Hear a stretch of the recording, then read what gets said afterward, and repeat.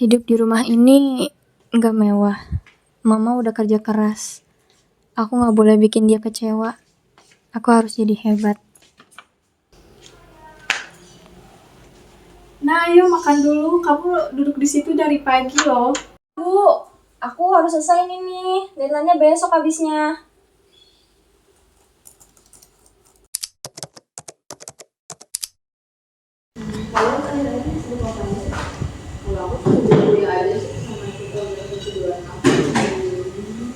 Kalau aku sih sibuk futsal. Futsal di mana tuh? Tidur ya. Iya. Kamu? Aku nggak ada sih. Akhirnya kayak pulang aja sih. Gak ada tugas gitu? Tugas ada sih. Cuma ya sekali ada beres. Oh iya.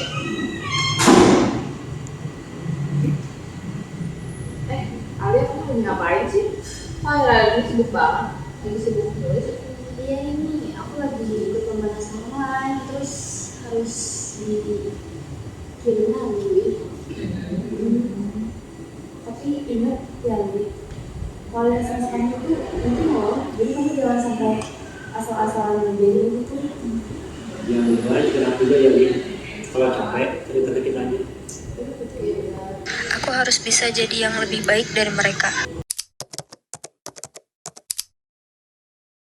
Ceritanya lebay nih, gak nyambung banget alur ceritanya.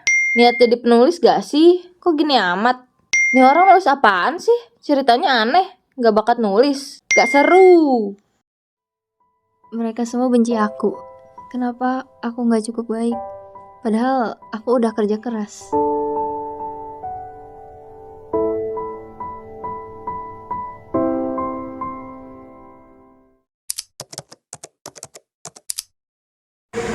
Belum sih. Sampai aja gak sih? Kesel apa sih ya? Ngomong-ngomong, Alia mana? Iya ya, kalian mana? Iya, itu. Oh. Halo. Oh, halo. Kamu dari mana? Di rumah. Kamu tadi baru rumah. Kamu kelihatannya capek banget. Kamu nggak tidur dari semalam? Kamu tidur, ya aku lagi bikin novel, aku bikin podcast, aku bikin YouTube, aku bisa sukses tau gak sih? 4 novel? Iya, Kamu yakin bisa? Jangan sampai kayak hasil-hasil yang kemarin ya, Li. Itu berantakan banget loh. Jangan terlalu maksain diri, Li. Kamu tuh gak perlu mengklaim siapapun. kalian mengerti sama aku. Yang penting aku bisa lebih dari kalian.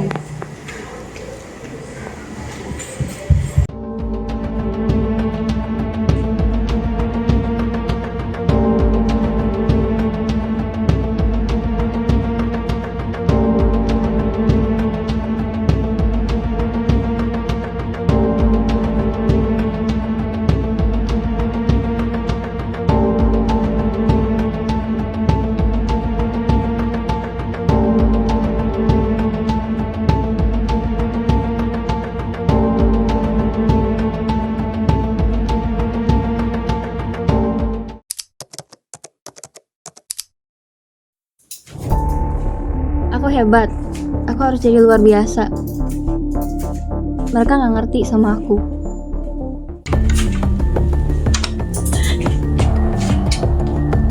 Alia,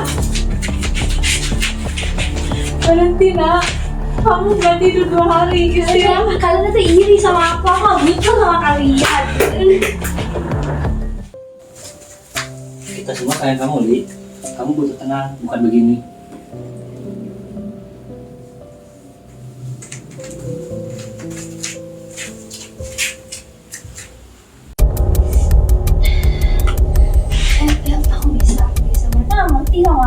aku harus bisa. Aku hebat.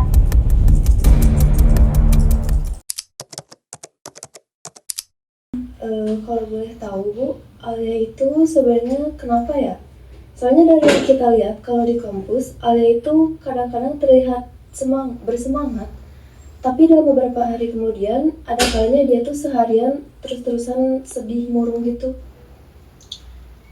Sebetulnya Alia itu mengidap bipolar. Hah? Bipolar? Kok bisa, Bu? Iya, sebetulnya sebelum ayahnya meninggal, ayahnya juga mengidap bipolar. Mungkin itu menjadi salah satu faktor kenapa Alia seperti itu. Begitu ya Bu. Tapi sebelumnya apakah Alia pernah seperti ini? Sebelumnya Alia baik-baik aja. Mungkin Alia seperti ini tuh karena awalnya bikin nulis novel gitu. Mungkin itu yang menjadi makin stres.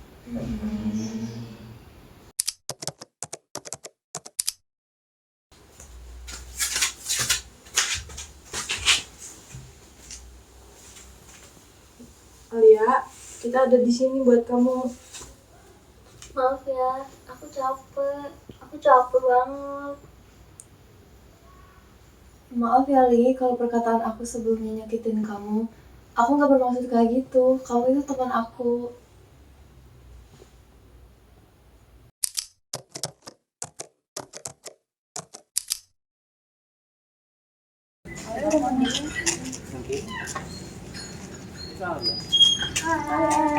Aku udah bisa ngontrol emosi aku sekarang. Itu kemajuan kan? Iya, itu kemajuan banget. Ya, itu menurut aku satu langkah kecil yang cukup bagus ya untuk kamu ke depannya nanti. Kita bakal selalu ada di sini. Iya, makasih. Jangan lupa buat nulis lagi ya. Karya kamu itu tuh hebat banget loh. Oh ya? Iya. Mungkin pelangi itu masih ada, meskipun sekarang belum sepenuhnya muncul. Jadi dari kisah Alia memperlihatkan bahwa gangguan bipolar bukanlah sesuatu yang muncul secara tiba-tiba. Gangguan ini terbentuk dari rangkaian faktor mulai dari faktor biologis, tekanan lingkungan, pengalaman pribadi, hingga kurangnya dukungan sosial. Dalam cerita ini terdapat 4 faktor yang ditampilkan melalui adegan-adegan yang menggambarkan perjalanan emosional Alia secara mendalam. Yang dimana terdapat faktor yang pertama yaitu faktor primer. Faktor primer yang menjadi dasar dari gangguan Alia berasal dari riwayat genetik. Hal ini ditunjukkan pada adegan kelima, di mana diceritakan bahwa ayah Alia sebelum meninggal dunia pernah mengalami gangguan bipolar. Faktor keturunan ini memberikan kerentanan biologis yang membuat Alia lebih mudah mengalami gangguan yang serupa. Faktor yang kedua adalah faktor predisposisi. Faktor predisposisi muncul dari pengalaman hidup Alia yang membentuk cara pandangnya terhadap diri dan dunia. Pada adegan pertama, meskipun dibesarkan oleh ibu yang penuh kasih sayang, Alia hidup dalam kondisi keluarga yang sederhana. Hal ini membuatnya merasa harus selalu tampil sempurna agar bisa membanggakan ibunya dan tidak menambah bebannya. Kemudian di adegan kedua, tekanan juga datang dari lingkungan pertemanannya. Alia merasa perlu membuktikan bahwa dirinya lebih baik daripada teman-temannya, sehingga ia terbiasa untuk menekan diri dan tidak membiarkan dirinya untuk terlihat lemah. Faktor yang ketiga yaitu faktor aktual. Faktor aktual sebagai pemicu munculnya gangguan diperlihatkan dalam adegan ketiga. Di sini, Alia mulai menunjukkan gejala awal dari gangguan setelah menerima komentar negatif dari pembaca novelnya. Komentar tersebut membuat Alia merasa stres, tidak bisa tidur, dan terus memikirkannya secara berlebihan. Inilah titik awal dari munculnya gejala mania yang dialami oleh Alia, seperti dorongan energi yang tinggi, ketegangan, dan kurangnya kontrol terhadap emosi. Dan faktor yang terakhir yaitu faktor penguat.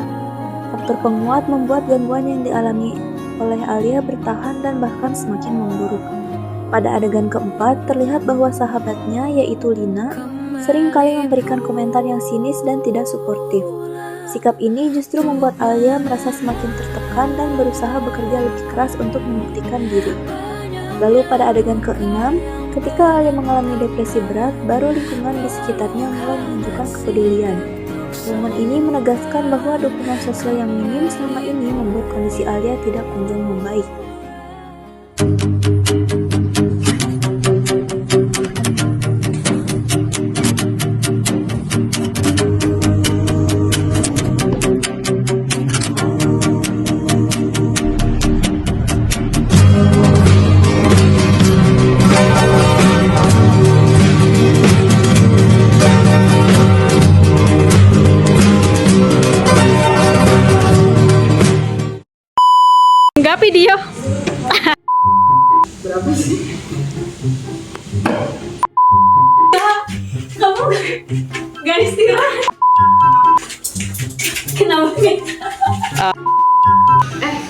Vicky,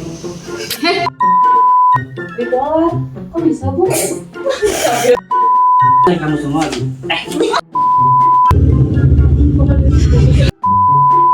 Ya si Aldinya setengah.